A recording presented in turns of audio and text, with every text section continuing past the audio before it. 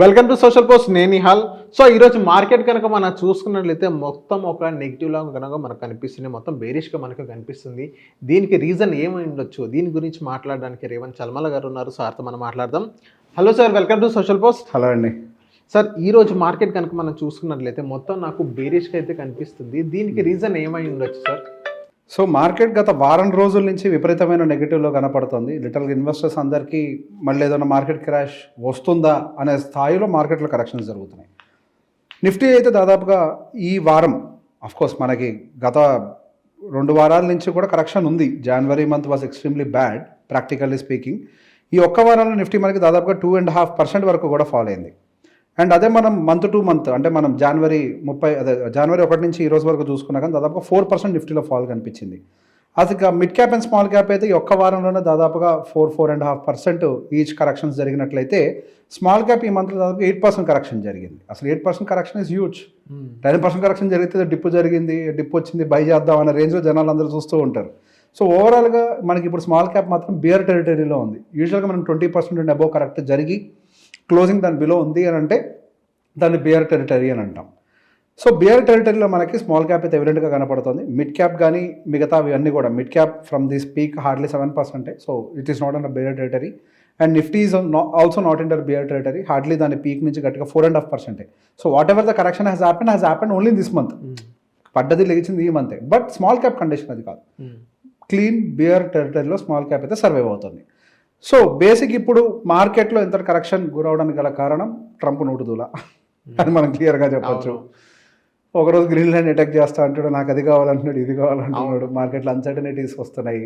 ఒకవైపు ఏమో మనకి టారిఫ్ విషయంలో అన్ని దేశాల మీద టారిఫ్ వేస్తామని చెప్పి బెదిరిస్తున్నారు. నాటో కూటమితోటి కూడా సున్నం పెట్టుకుంటున్నాడు. నాటోలో వాళ్ళు ఒక భాగం యాక్చువల్లీ. నాటో కూటమితో కూడా యూరోపియన్ కంట్రీస్ తోటి మీ మీద కూడా మేము టారిఫ్లు వేస్తామని అంటున్నారు. యూరోపియన్ కంట్రీస్ మేము సైలెంట్గా ఉంటాం, మేము మీ మీద వేస్తామంటున్నారు. ఒక హీట్ ప్రొడ్యూస్ అయింది, ఒక మంచి హీట్ ప్రొడ్యూస్ అయింది. సో దాంతోపాటుగా మనకి ఇంకా మంచి విషయాలు ఏమని అంటే ఇంత బ్యాడ్లో కూడా గుడ్ న్యూస్లు ఉన్నాయి. ఇంత బ్యాడ్లో గుడ్ న్యూస్ ఏంటి అని అంటే మేబీ నెక్స్ట్ వీక్ అనుకుంటా Europe is going to do one of the historic agreement with in India అని చెప్పేసి మనం విన్నాను. సో మంచి బిజినెస్ ఎక్స్చేంజ్ జరగబోతుంది with European countries to with India అని. సో నేను గతంలో కూడా అదే చెప్పాను. యూఎస్ టారిఫ్ వేసినంత మాత్రం ఇక్కడ ప్రపంచం ఆగదు. ఇప్పుడు యూఎస్ కనుక ఓన్లీ ఇండియా మీద టారిఫ్ వేసింది అనుకోండి, it's a concern, definitely a concern.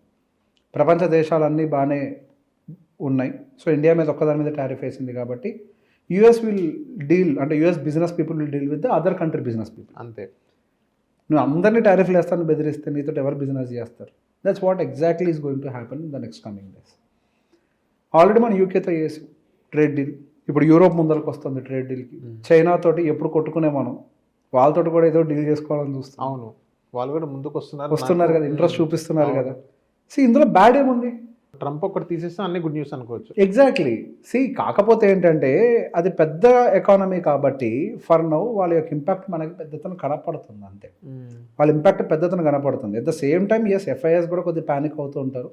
But if you can see FIs యొక్క సెల్లింగ్ నిన్న పెద్ద సెల్లింగ్ లేదు, మొన్న సెల్లింగ్ ఉంది 1700 కోట్లే.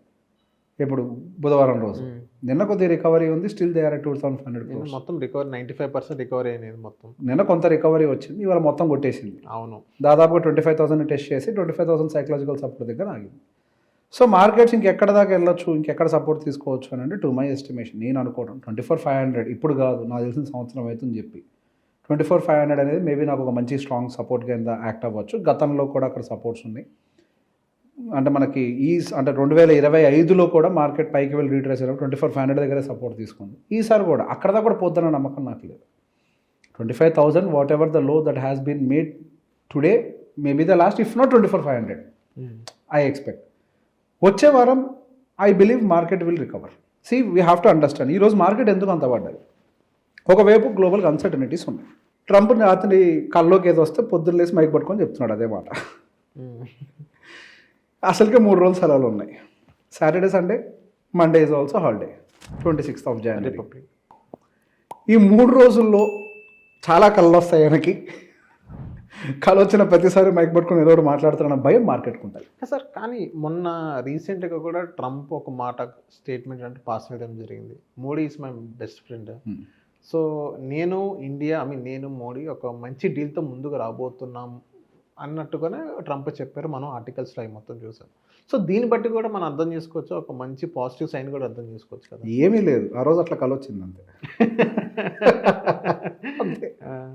C let me be clear, ఇండియాకి సంబంధించి మ్యాక్సిమంగా టైట్ చేసే ప్రయత్నం చేస్తున్నాడు మోడీ, సారీ ట్రంప్.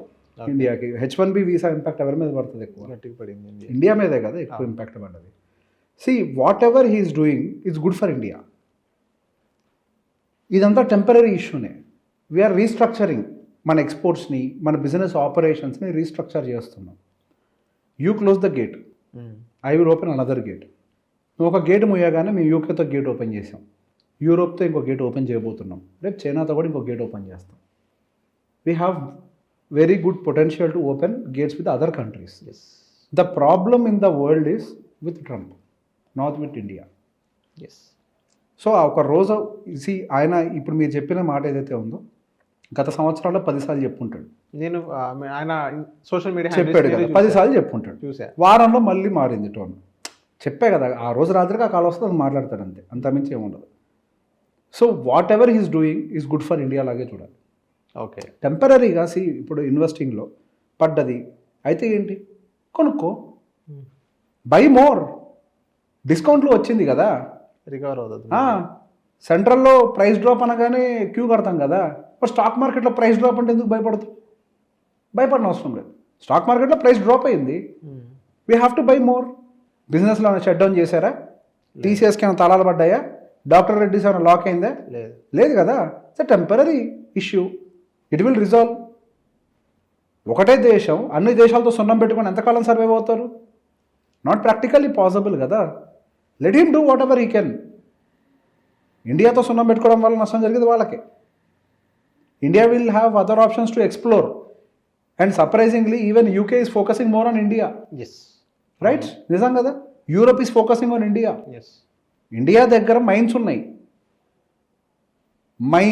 మైన్స్ ఉన్నాయి. ఎంత తవ్వే కొద్దంత వస్తుంది.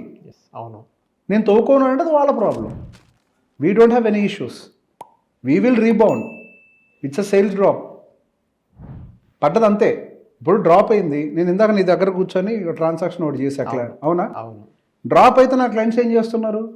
డబ్బులు పెడుతున్నారు. ఇది mind set, investor mind set. పడుతుంది అని భయపడితే ఇది నీ వీక్ మైండ్ సెట్. అది భయపడితే it's your week mind set. Market రానున్న రోజుల్లో టెస్ట్ చేస్తుంది అందరినీ. All week minds will be out of the game. అది మార్కెటే కాదు కదా, ప్రతి చోట అంతే.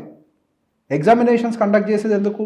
వీక్ పీపుల్ని పక్కకు పెట్టి క్రీమ్ లేని ఫిల్టర్ చేయడానికి. ఇప్పుడు మార్కెట్ అదే చేస్తుంది. Let it do, you by more.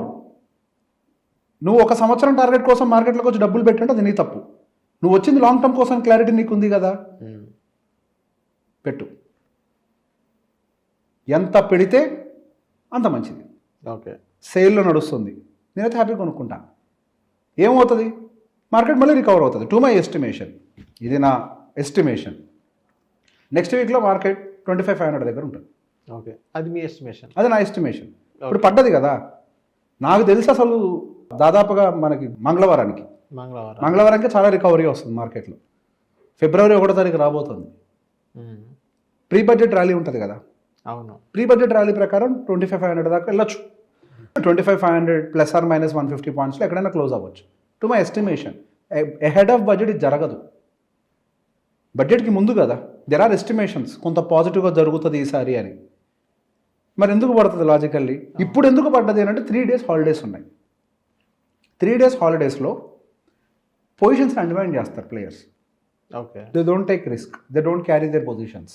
Risk తీసుకోరు. 3 days హాలిడేస్ ఉన్నప్పుడు తీసుకోరు. అది కూడా ఇంత గ్లోబల్ అన్సర్టనిటీ ఉన్నప్పుడు తీసుకోరు. తీసుకోరు. సో వాళ్ళు నార్మల్గా ఉన్నప్పుడు దే క్యారీ ద పొజిషన్స్. ఇప్పుడు తీసుకోరు.